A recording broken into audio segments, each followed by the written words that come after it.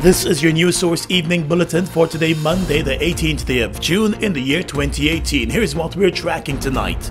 The government of Venezuela has indicated to the International Court of Justice that it will not be participating in the court case to bring an end to the decades-old border controversy with Guyana. The matter was transferred to the International Court by the United Nations Secretary General. Venezuela had objected to that move. In a statement this morning, Venezuela made it clear that it does not plan to be part of the judicial process at the World Court. The Venezuelan Ministry of Foreign Affairs announced today that the Venezuelan delegation has informed the president of the court through a letter signed by President of Venezuela Nicolas Maduro of his sovereign decision not to participate in the procedure that Guyana intends to initiate, since according to Venezuela, the court manifestly lacks jurisdiction over an action unilaterally proposed by the neighboring country, which does not have the consent of Venezuela. The decision was made after a meeting took place at The Hague between officials from Venezuela and the President of the International Court of Justice. Venezuela wants the diplomatic channels to be reopened, but Guyana believes that the UN Good Office's process has been exhausted. The Secretary General had made it clear that he would have been referring the matter to the ICJ if the Good Office's process offered no results by the end of 2017. He stuck to that promise. The Venezuelan delegation had been invited to the court to begin filing its proceedings in the matter. A similar invitation was also extended to Guyana, which already has its legal team in place. It's now unclear how the court will deal with the Venezuelan announcement to no longer participate, but it is likely that the matter could still go ahead. Guyana has been pushing for a judicial settlement to the controversy. Venezuela has been claiming 2/3 of Guyana's territory, although the matter was settled way back in 1899. Let's tell you now that for a second consecutive time, Regional Executive Officer for Region 5, Ovid Morrison, and other regional officials were sent away when they appeared before the Public Accounts Committee. The PAC is tasked with reviewing the expenditure of public funds. The decision to send away the regional team was taken after a brief meeting among all PAC members. The decision came after the regional executive officer failed to provide the PAC with an acceptable explanation for millions of dollars in excess drugs, which he said was sent to the region by the Ministry of Public Health and utilized fully. I can say it wasn't a decision that I think the chairman is aware of.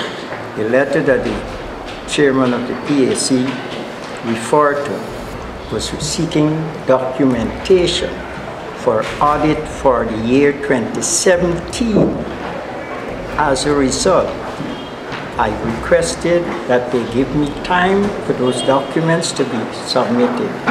That I replied to the Auditor General in writing, suggesting to him the amount of information requested and the process that would be applied. I said the 15th of June would be the deadline in which I would submit it. It was done.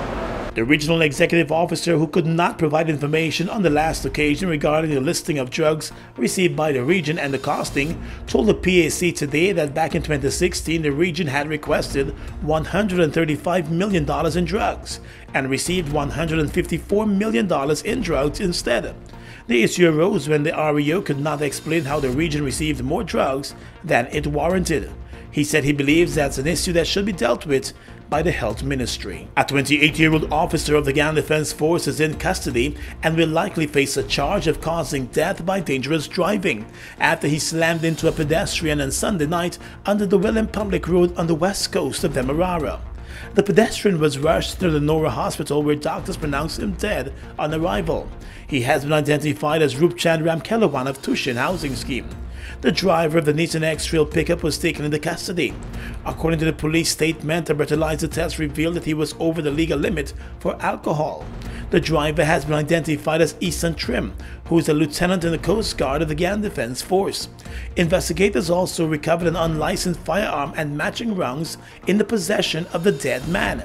Investigations have so far revealed that the victim was crossing the road from south to north when he was struck by the motor vehicle, which was proceeding east along the northern carriageway. A post-mortem examination was conducted this morning. The cause of death, according to the police, was given as multiple injuries due to a motor vehicle accident. The investigation is underway. In the courts, a taxi driver will spend the next 3 years behind bars after he was found guilty by the chief magistrate of sexually grooming a 15-year-old girl. 31-year-old Daniel James was first charged back in April and had been placed on bail. The court found that he communicated with the teenager via social media in December and January with the intentions of engaging her for sexual favors and activities. James allegedly knew that the child was underage but still communicated with her. It was on the 18th of January that he made arrangements to have sex with the teen, but the police intervened around 11:45 in the morning on a school day. The two were found in the man's car at the Kingston seawalls. He was immediately arrested and charged. His 3-year sentence will begin immediately. And finally, at this time, man still in the courts, an old boy's young man who was recently nabbed with close to half a pound of marijuana stashed at his home was sentenced to 4 years in jail today after pleading guilty to the offense of marijuana trafficking. 34-year-old Kevin Clark entered a guilty plea during his first appearance in court.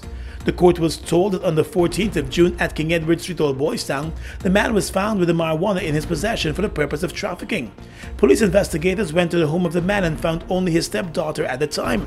However, a search was carried out and the marijuana was found stashed in a book bag. The young woman told investigators that she had nothing to do with the illegal item and that it belonged to the stepdad. The man told the court that he would usually sell marijuana to support his 3 daughters. He offered an apology to the court as he made a case for being a good father, while admitting that the only thing he could have done to get money for them was to sell marijuana. The man was sentenced to 4 years in jail and fined $30,000 following his guilty plea. And that's your News Source Evening Bulletin for tonight. I'm Gordon Mosley reporting.